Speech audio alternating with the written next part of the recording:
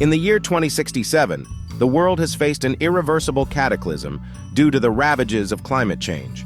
All natural plant life has been wiped out, leading to a drastic reduction in the available oxygen in the atmosphere. To survive, people must purchase artificial oxygen. An overwhelming 99% of the world's population has plunged into darkness, with countless individuals succumbing to suffocation. Amid this grim reality, a single city in Australia has managed to endure, and this survival is attributed to the Chronocorp Corporation, the manufacturer of synthetic oxygen. Unfortunately, the use of artificial oxygen carries a deadly affliction known as the sickness, which looms as a looming threat. Humanity is on the brink of extinction, and time is running out. Ethan White resides in this Australian city, where he and his friend, Jude, labor as mechanics for the Chronocorp Corporation. The corporation tirelessly seeks a cure for the sickness and a solution to save humanity. Ethan's wife, Xanthi, is afflicted by this terrible ailment. To provide her with better oxygen, Ethan toils ceaselessly day and night. One day, Ethan and Jude, while working in the tunnels, are unexpectedly summoned to the office of Regina Jackson, the chief technology officer in charge of particle research at Chronocorp. There, she reveals herself to the two friends and issues a dire warning. Humanity is on the brink of extinction unless conditions change. She further discloses that Ethan holds the key to saving everyone. Ethan is skeptical, doubting the veracity of her claims, but Regina insists he visit their laboratory. Inside the lab, equipped with massive machinery, Ethan encounters Dr. Billy Mitchell, who introduces himself and briefly examines Ethan's wrist device. They explain to him that the project was initiated by his father, Dr. Richard White, 2 decades ago.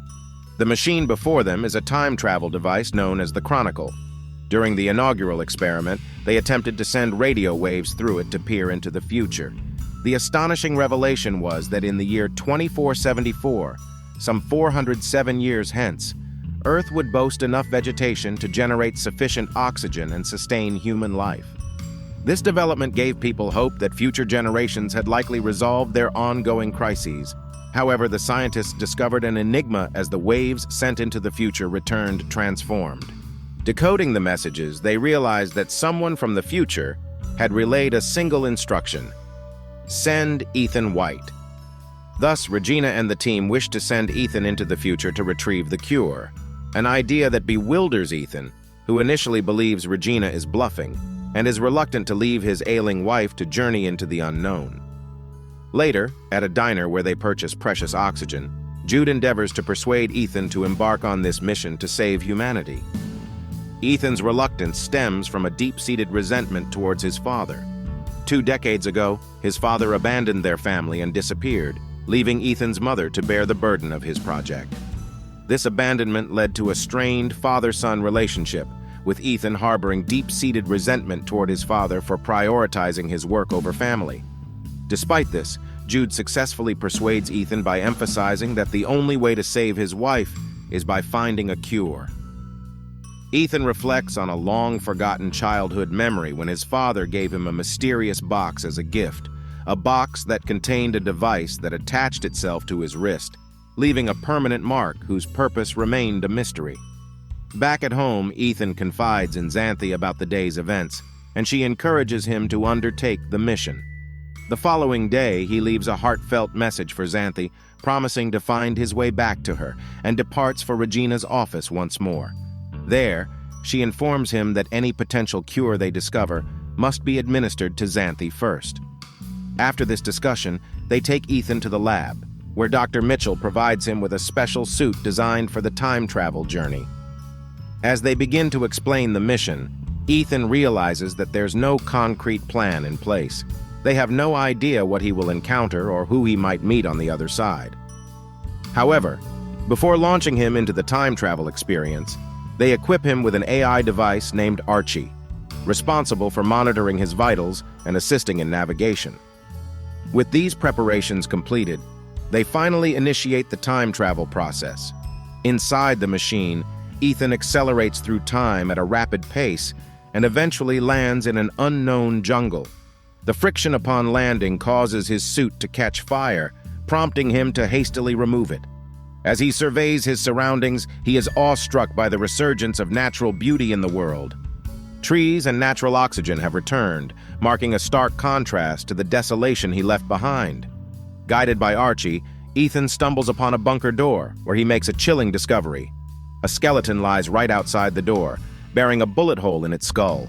What's more, the name tag on the skeleton reveals a nightmarish revelation. It bears Ethan's own name. Astonishingly, the skeleton also possesses an Archie device. Playing the last recording on the device, Ethan hears a man explain that it's the only way, followed by a gunshot that cuts off the message. This disturbing turn of events fills Ethan with horror, as he fears this is his inevitable fate.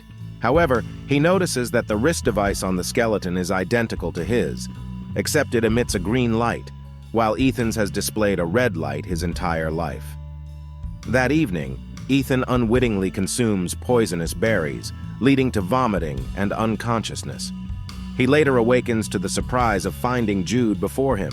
It turns out that the lab observed Ethan's vitals plummet and assumed he had a reaction to poison, prompting them to send Jude to the future with a cure to save him. Eventually, Ethan and Jude come across Ethan's own skeleton, indicating an unaltered fate. Using Archie to locate another entrance, they access a room where a DNA sample is requested. Upon consent, Ethan's wrist device activates, causing a bleeding wound on his wrist. Following the blood test, the light on his device turns green, illuminating the room. As the lights come on, they realize they are in Chronicorp's laboratory 407 years in the future, where the Chronicle time machine is prominently displayed. While Jude excitedly considers using the machine to return to the past, Ethan remains skeptical, believing that they have not changed anything and that his own demise awaits him, as evidenced by his skeleton outside the bunker. Ethan proceeds to review the system log and uncovers a holographic recording made by his late father. In the recording, his father elucidates that the time machine's original purpose was to gather data about oxygen levels in the future world and relay it to the past. However, when he initiated the time machine, he received a mysterious message compelling him to send his son into the future. Despite his reservations, he complied and established a DNA verification system for Ethan.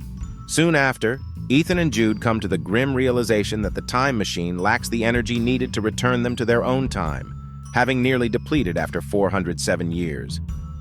Their predicament intensifies as the lab's activation triggers a malfunction in the nuclear power core, setting in motion the potential for a catastrophic nuclear explosion in just 4 hours. With time slipping away, they must act swiftly to find a solution to repair the time machine and return to their era. Upon venturing outside, they encounter a decimated city, now overtaken by lush greenery, but eerily devoid of human life. The landscape bears witness to the Earth's resurgent natural reclamation after human extinction, with human skeletons scattered throughout. Heartbreakingly, Ethan arrives at his wife's former residence, only to find her remains, plunging him into a profound despair. Jude attempts to convince him to journey back to their own time, given the apparent absence of a cure for the sickness, even in the future. However, Jude's words raise Ethan's suspicions, prompting him to revisit the rusty Archie device and replay the recording. It becomes evident that the voice in the recording belongs to Jude, who vehemently denies any involvement in shooting Ethan. Faced with this revelation, Ethan opts to prioritize the mission. With concerted efforts, they manage to repair the power core and return to the laboratory. Now the Chronicle system functions as intended, and they await the portal's launch, set to tether to the year 2067 for a brief period. Yet Ethan remains concerned as his own body remains behind a door at the same location, indicating that their actions may not have altered the future. To uncover the truth, he removes the battery from his current Archie device and inserts it into the rusty one. This action grants him access to another video in which he learns that his future self is destined to be killed by Jude. Jude reluctantly admits that the future remains unchangeable and that he is attempting to protect Ethan. Overwhelmed, Ethan locks Jude in a room, then plays his father's holographic log from the day he died, unraveling a conversation between his father and Regina Jackson, the CTO of Chronicorp.